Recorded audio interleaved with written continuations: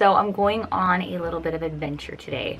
I love to travel. Usually it's for work or to attend a fitness expo, but this is something for me. This is something that I have wanted to do for a very long time. I love history. It's not something that I've always loved. I actually used to hate history when I was younger. But when I went to college, I took, world history 1 and 2. I took US history 1 and 2. I became not obsessed with history, but I do love to attend museums and I love to attend historical sites. I took world history, I don't know, years ago, and while I was in that semester I actually got extra credit because I saved up money and went to Hawaii so I could go see Pearl Harbor. My dad is a history major, so he will go on and he will tell you so much about different events and historical things that have happened in the past. And so I was supposed to jump on a plane in 2 hours actually back to San Antonio, but instead I rebooked my flight and I booked a flight to Krakow, Poland. I want to go to the Auschwitz camp. I know some people will probably be like, why are you going there? Like, why would you do that? It's a really sad part of history. But the reason that I want to go is because of the lack of compassion and the lack of love that they had for people. So this is just something that I've always wanted to go see for myself. I'm a huge believer in keeping history alive because I believe it prevents it from happening again, and it's a way of remembering the people and the families. I don't even know if I'm gonna post this video, to be honest, because I'm a very positive person. I'm a very happy person. I like to focus on the positives, and this place is very sad. I know this is something I am going to remember for the rest of my life. It's my way of remembering the people that were affected and that lost their lives or lost their families or were separated by their families at that time. I am going by myself as well. Everyone else had to get back home. We've been traveling so much and I don't blame them. It's not exciting to go there, but for me it's exciting to be doing this on my own. I've never traveled around Europe by myself, so this is kind of crazy. I'm not afraid of traveling, especially by myself. You just have to be really smart. I always make sure that I'm around people, going on a tour and taking taxis instead of a bus. It's a little bit more expensive, but I believe it's a little safer as long as you get in a legit taxi. Probably gonna give my parents and Josh a couple gray hairs while I do this. I'm not afraid to travel and to experience things. You're never waiting for other people to join you. Just go out and do it yourself. If you don't have someone to go with you, go by yourself. Don't be afraid. If you're going to do it, be very safe. So all I have is a backpack. I'm bringing a backpack with me. I am just going for the day, so I fly in there today around noon, and then I'm gonna be spending the night there and then flying back to Cologne the following morning.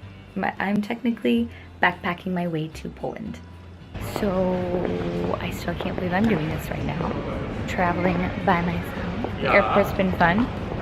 Some people speak okay English, so there's definitely a little bit of a language barrier. Wow, it's a grocery store. Never seen a grocery store inside of an airport. This is like a legit grocery store.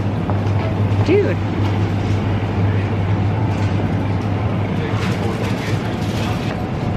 Like milk and yogurt? This is eggs? Why can you buy eggs? You can't cook them. This is crazy. I've never seen this before.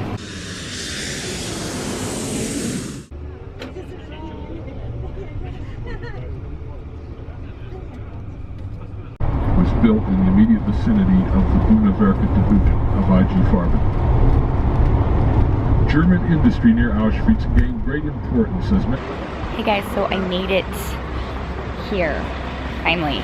I got off the plane and I got a cab that took me to the meeting point for the tour, and I did join a tour. I wasn't going to at first, but I figured since I am traveling alone that it is better to do it with a tour rather than go by myself. I think that going on a tour is probably the best idea right now, but I'm outside of Auschwitz right now. I've seen many documentaries and I've wrote multiple essays in college on this place, but seeing it in person is a feeling I can't describe to any of you. It was a very cold and dreadful day when I walked into Auschwitz concentration camp, which seemed fitting for such a cold and dreadful place. I don't think the sun ever shines in Auschwitz. Many people pay for a tour. They ride the 2-hour shuttle, and they change their mind once they get to the gate. Once they see that sign, work will set you free. Nobody is prepared for the type of emotions you feel when you are standing outside that gate. I felt nervous, sad, angry, and all other types of emotions. I wondered if I should actually walk inside the camp, a place where millions of people were murdered for no reason. A lot of people go mostly because they want to see, to feel, to learn, to try to understand what really happened back then, but there is no explanation. Some people also go to pay their respects to people whose lives were ended and forever changed. The first block we walked into was Block 4. This was the extermination building. Our tour guide showed us a map with different gas chambers and different concentration camps. We also saw these pieces of paper which showed us names and reasons on why people were brought to the concentration camp.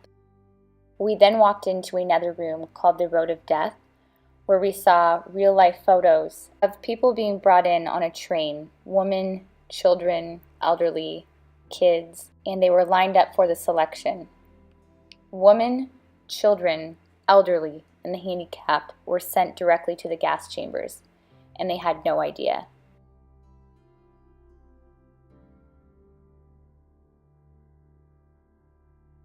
In another room, we were shown canisters of pesticides that were used to kill people in the gas chambers. This building, number 5, was the most difficult building to walk into.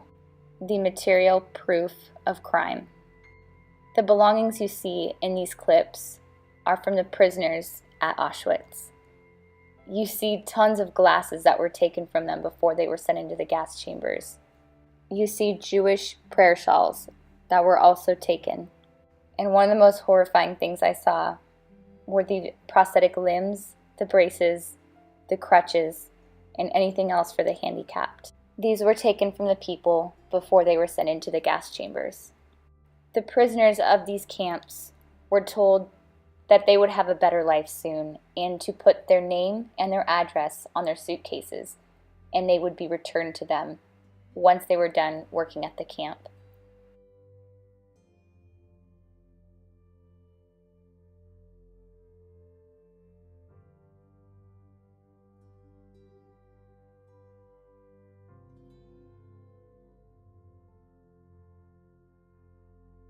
Two rooms that I thought were the most difficult was the shoe room, where you see 40,000 pairs of shoes. I couldn't help but stare at 1 or 2 shoes at a time and wondered who they belonged to. Another room, which was full of human hair, braids, ponytails, balled up hair, was not allowed to be videotaped. But it was a very, very difficult room to visit. The next block we went into was number 7. We saw some of the living conditions of the prisoners in the first few weeks the camp started. They were terrible living conditions, but nothing compared to what you will see later in this video. As we walked through the halls, we saw many photos on the wall of the prisoners who were kept at Auschwitz. You see the uniforms they wear, which look like striped pajamas, and numbers across their chest. At the bottom of the photo, it shows deported and when they passed away. Many people only lived a few months of being in the camp. Block 11 was the next building that we went to. This is the building where prisoners were experimented on and where they were tortured. It was really hard to listen to a lot of the stories that the tour guide told us. There was a few times that I actually had to take out my headphones because I didn't want to hear anymore. Men and women were forced to strip naked in these rooms, leave their clothes in there, and walk out to the death wall where they were shot. They were also starved to death and suffocated in some of those rooms. Right outside block number 7 was a gate. Inside that gate, where you walked all the way towards the back, is where you see the death wall. This is where people were lined up, sometimes in groups, sometimes individual, and were executed.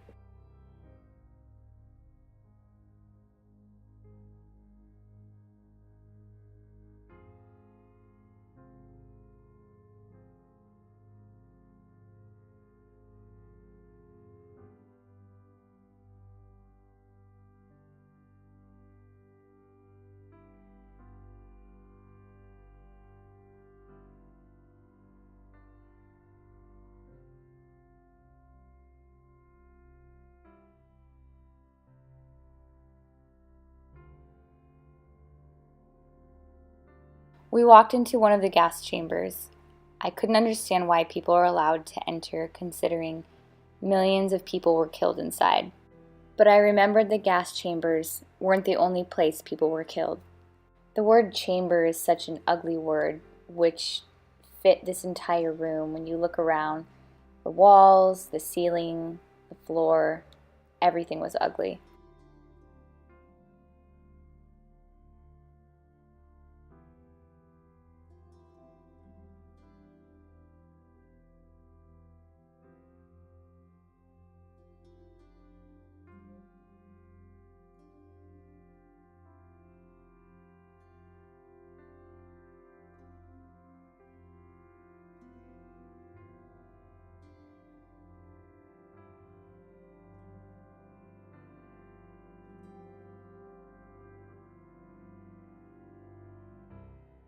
There's actually 3 separate camps to Auschwitz.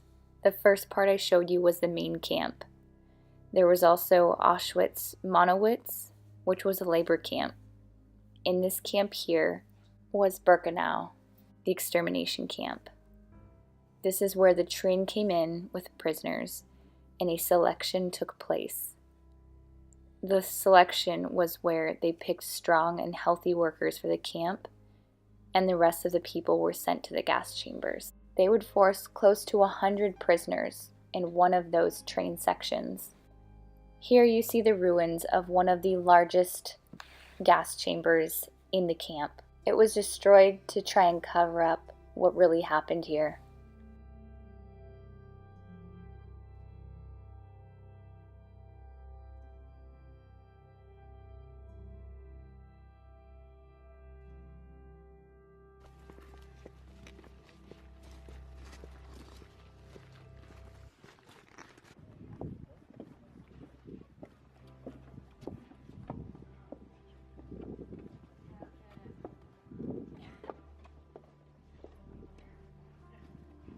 This right here is where the prisoners lived and where they slept. There was about 8 people that slept and lived on each bunk area.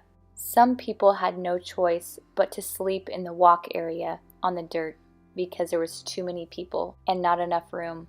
The place was filled with rats, insects, and diseases. Visiting a place like this and facing the reality of what happened, seeing the proof right in front of your eyes still makes it difficult to grasp. But I still feel that it's important to go see.